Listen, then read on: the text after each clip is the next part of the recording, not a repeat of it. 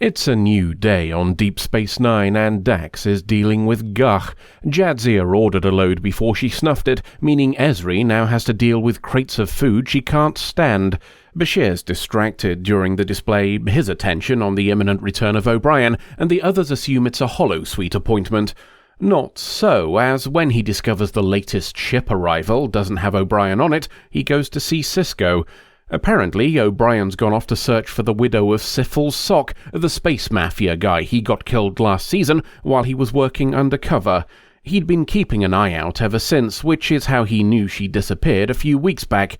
New Sydney isn't a Federation world, though, and just asking officials got nowhere, so he went to look for himself. That was 3 days ago, and Bashir's decided his concerns now overrule his vow of secrecy. By a handy coincidence, the planet of New Sydney is in a system where Ezri's family live. The family runs a significant mining operation, and the contacts fostered by such a business might be useful for tracking down O'Brien. Okay, Dax hasn't spoken to her mum in months, and the whole symbiont thing was a stumbling block, and she reacted badly when Dax refused to come home to recover, but what's the worst that could happen? Ezri's mum is delighted at the prospect of helping. Most of that delight is because she now has a way of forcing Dax into coming home for a holiday, as her help is entirely dependent on it. Home, apparently, is a rather barren rock with significant industrialization and a swish building on a cliff overlooking it all. I suppose the lack of view explains why the windows are tinted, with the happy coincidence that it also means we don't need matte paintings for backdrops. Speaking of painting, Dax is joined by one of her brothers, and he's an artist. Artie brother is critical of his own work, largely because their mother insisted on hanging it prominently throughout the house. His self-deprecation will have to wait, as worky brother is here too. He's happy to see her as well, though perhaps not quite as much as Artie brother, and updates Dax on what they found out about O'Brien. In short, nothing, but they're still trying. Worky brother stresses how much their mother is doing for her and how Dax should appreciate it, which feels like an old argument. We don't get to see where it was going as their mother arrives. She insults Dax's hair, then, after asking Worky brother about an employee, she and Dax leave. Artie brother asks Worky brother what the deal is with the employee, and we learn their mum thinks he's incompetent because of some broken machinery and wants him fired. Worky brother isn't so convinced that it just broke, which seems like a fair conclusion when they've recently declined an offer from a certain Mr. Bokar. Saying no to the space mafia is a dangerous choice. It's meal time, and Dax is explaining how she's adapted to being a whole new person. Their mum talks over Artie brother when he tries to join in, which is not a new experience based on his reaction. That might be why Dax is with Artie brother later on, and telling him he could be doing so much more than the family accounts. His pessimism towards his work has the smell of their mother on it, thinks Dax, and she says as much before leaving him for the night. The chat might be why he got wankered and destroyed his paintings overnight, something Dax learns in the morning. Her mother refuses to believe it's due to anything other than Dax's interference, and certainly not because she's an overbearing, possessive asshole. The argument will have to wait as we've got visitors. A copper arrives, and he's brought a distinctly worse-for-wear-looking O'Brien with him. The good news is he's found Syphil Sock's widow, the woman he was looking for. The bad news is she's contracted a particularly serious form of dead. She's been that way for a good 6 weeks, according to his scans, which is interesting when Bashir said she disappeared 3 weeks ago, but maybe somebody was doing a weekend at Bernie's with her or something.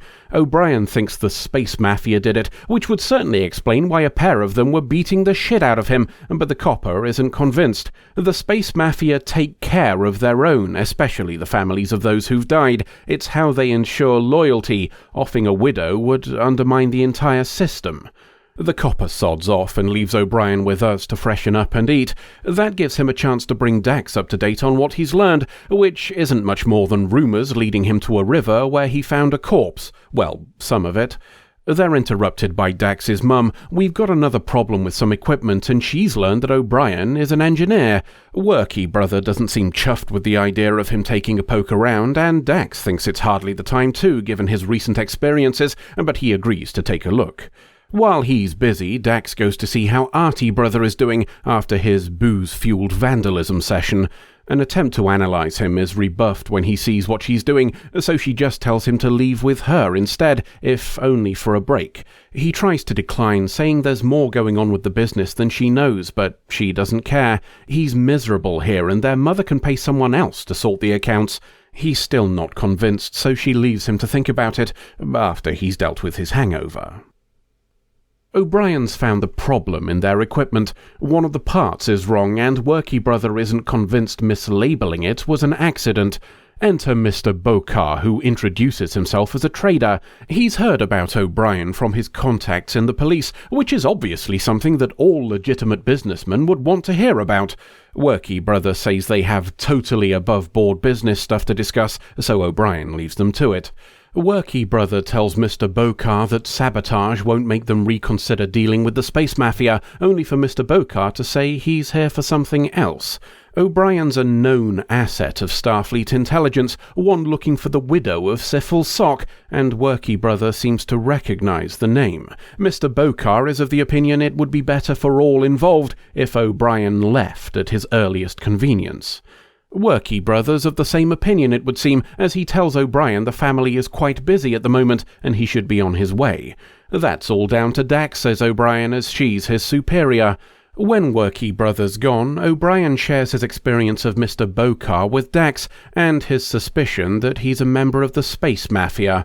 It's only a feeling, but O'Brien thinks Worky Brother's aware of this too. That would explain the recent production problems if they're trying to muscle in. Contrary to the axiom, crime does in fact pay. That's why O'Brien's looking at financial records, which is how he comes to discover Syphil Sock's widow is not a stranger to this family. She was on their payroll prior to her doing a dead, and whatever she was doing was worth a lot of money. Over the course of 9 months, her wages steadily increased some 500%. Somebody here knows more than they're letting on, and Dax refuses to involve the authorities until we know more, so it's time for a gathering of suspects like what proper murder mysteries do. Their mum seems to know nothing about it, and Worky Brother has to explain that Syphil Sock's widow's employment was a favour to the space mafia. Business had taken a particularly poor turn of late, and in the face of financial ruin, he took the help they offered. A month later, Mr. Bokar came back and said the price for their loan was taking care of the widow of a dead member. That's a payroll thing, so Worky Brother got Arty Brother involved, and once it was set, things went back to normal. It might well have stayed that way had Syphil Sock's widow not decided she wasn't being paid enough multiple times. Obviously, her dying in the middle of this is dodgy as all fuck, and Dax is worried Worky Brother offed her. Arty Brother says that's not the case. It's Dax who asks him what he knows, and he explains he never intended to murderize her. Trying to talk resulted in her shouting, which is when he first thought that removing her would solve everything. And everybody always said he was incapable of dealing with difficult decisions. This way he could protect the family business and prove them all wrong in one go. Arty Brothers being led away by the Popo. Worky Brothers trying to bury himself in work to dissociate from the whole thing, but Dax won't let him. She says he should leave. It's the only way he'll ever find happiness. She tells her mother she'll stay for the trial, then go back to DS9. Her mother's not listening. All she cares about is being reassured she's not responsible for what Arty Brother did, and Dax has no interest in providing absolution. O'Brien finds Dax on the station after she gets back, and she tells him Arty Brother is going to prison for 30 years. She blames herself for being so focused on her own escape that she never thought to do the same for her siblings, so we'll leave her to deal with the guilt her mother should be feeling until the next adventure. And with that, we welcome a new member of the Deep Space Nine Shit Parent Support Group. If you've been here a while, you'll know this is a tradition we started way back in the Voyager videos, when I noted a number of the people involved had absolutely bloody awful parents. We opened another chapter on DS9 for much the same reason. Odo's father figure is a manipulative and abusive dick. Quark's mother gave preferential treatment to his brother. Bashir's parents literally murdered the child he was. Plain simple Garak didn't get the chance to be acknowledged publicly by his dad and was tortured by him in private. Alexander was repeatedly abandoned by Worf. Even Eggnog had occasional shit from his dad back when they were both still committed to Ferengi cultural norms.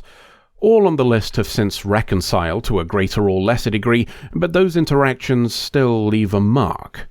No such reconciliation for Dax here. Her mother is an egotist whose overbearing manipulation essentially destroys their entire family. That's not an attempt to say Arty brother bears no responsibility for murderizing someone, or Worky brother for knowingly taking a loan from the space mafia. But the seeds of both were planted by their mum when she decided their futures should be the family business regardless of their own wishes, and regularly placed emphasis on its importance. Such expectations can weigh heavily on a person, especially when it comes with the guilt of being told it was all for them.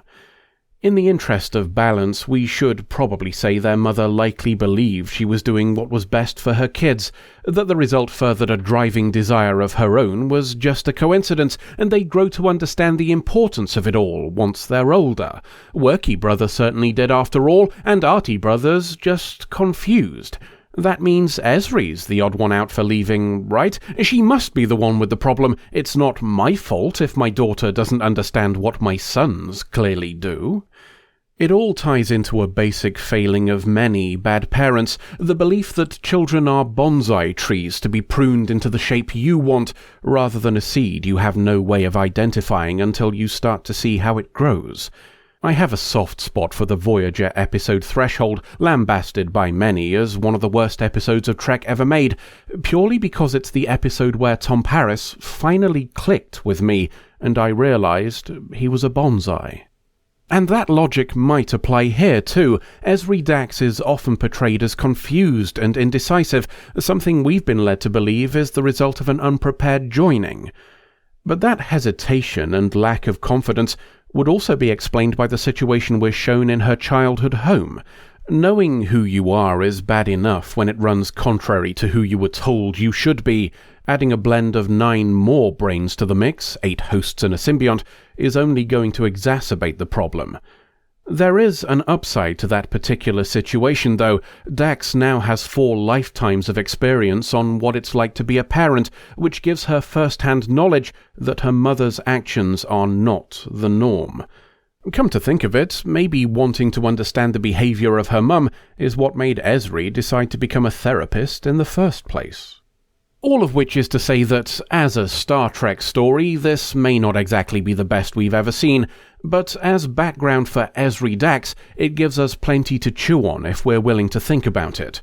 Whether it should really have taken 11 episodes for a new character to get some backstory is a valid question, but it's still one more than Catherine Janeway got over 7 seasons, so maybe we should just be grateful.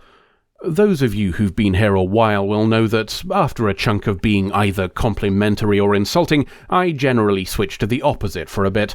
We'll stick to just one single problem for this episode, but I'd argue it's quite a big one.